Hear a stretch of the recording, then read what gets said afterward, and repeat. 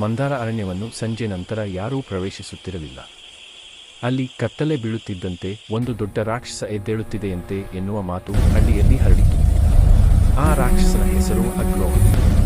ಅವನಿಗೆ ಜನರ ಶಬ್ದವೇ ಸಹಿಸುವುದಿಲ್ಲ. ಯಾರಾದರೂ ಅರಣ್ಯಕ್ಕೆ ಹತ್ತಿರ ಬಂದರೆ ಕತ್ತಲೆಯೊಳಗಿಂದ ಗರ್ರ್ ಎಂಬ ಗರ್ಜನೆ ಕೇಳಿಬರುತ್ತಿತ್ತು. ಒಂದು ರಾತ್ರಿ ಹಳ್ಳಿಯಲ್ಲಿ ಮಾಯವಾದ ಒಂದು ಮಗು ಹುಡುಕಲು ಗೋವಿಂದ ಎಂಬ ಧೈರ್ಯಶಾಲಿ ಯುವಕ ಅರಣ್ಯಕ್ಕೆ ಕಾಲಿಟ್ಟ. ಮರಗಳ ನಡುವಿಂದ ಗಾಳಿಯ ಶಬ್ದ, ಕಾಡು ಹುಲ್ಲಿನ ಓಲಾಟ, ಇನ್ನು ದೂರದಲ್ಲಿ ಕೇಳಿಬರುವ ಅಗ್ರೋಹನ ಗರ್ಜನೆ, ಇವೆಲ್ಲವೂ ಗೋವಿಂದನ ಹೃದಯವನ್ನು ನಡುಗಿಸಿತು.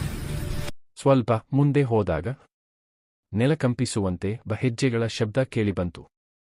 ಗೋವಿಂದ ದೀಪ ಹಚ್ಚಿದ ತಕ್ಷಣ ತನ್ನ ಮುಂದೆ 2 ಮೀಟರ್ ಎತ್ತರದ ಬೆಂಕಿಯಂತೆ ಹೊಳೆಯುವ ಕಣ್ಣುಗಳ ರಾಕ್ಷಸ ಅಗ್ರೋಹ ನಿಧಾನವಾಗಿ ಮುಂದೆ ಬಂದು ಹೇಳಿದ, ನಾನು ಕ್ರೂರನಲ್ಲ. ಜನರು ನನ್ನನ್ನು ನೋಡಿದ ಕತ್ತಲೆಯೇ ಅವರನ್ನು ಹೆದರಿಸುತ್ತದೆ. ಗೋವಿಂದ ಬೆದರಿದರೂ ಧೈರ್ಯವಿಟ್ಟು ಕೇಳಿದ, ಮಗು ಎಲ್ಲಿದೆ? ಅಗ್ರೋಹ ತನ್ನ ಭಾರೀ ಕೈ ಎತ್ತಿ ಒಂದಿಷ್ಟು ಬೆಳಕು ಮೂಡಿಸಿದ. ಅಲ್ಲಿ ಮಗು ಸುರಕ್ಷಿತವಾಗಿ ಕುಳಿತಿತ್ತು. ನಾನವರು ತಪ್ಪಾಗಿ ಕಾಡಿಗೆ ಬಂದಾಗ ರಕ್ಷಿಸಿದ್ದೇನು. ನನ್ನನ್ನು ದುಷ್ಟನೆಂದು ಭಾವಿಸುತ್ತಾರೆ. ಗೋವಿಂದಕ್ಕೆ ಸತ್ಯ ತಿಳಿದು ಬಿಟ್ಟಿತು. ಈ ರಾಕ್ಷಸ ಜನರನ್ನು ಹೆದರಿಸುತ್ತಿರಲಿಲ್ಲ. ಅವನೇ ಒಂಟಿಯಾಗಿ ಬದುಕುತ್ತಿದ್ದಾನೆ. ಅಂದು ರಾತ್ರಿ ಗೋವಿಂದ ಮತ್ತು ಅಗ್ರೋಹ ಇಬ್ಬರೂ ಸೇರಿ ಮಗುವನ್ನು ಹಳ್ಳಿಗೆ ತಂದುಕೊಟ್ಟರು.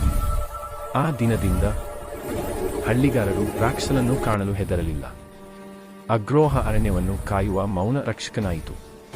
ಮಂದಾರ ಅರಣ್ಯ ಈಗಲೂ ಕತ್ತಲಲ್ಲಿ ರಹಸ್ಯವಾಗಿ ಮಿಂಚುತ್ತದೆ. ಆದರೆ ಆ ರಾಕ್ಷಸ ಭಯ ಹುಟ್ಟಿಸುವವನು ಅಲ್ಲ.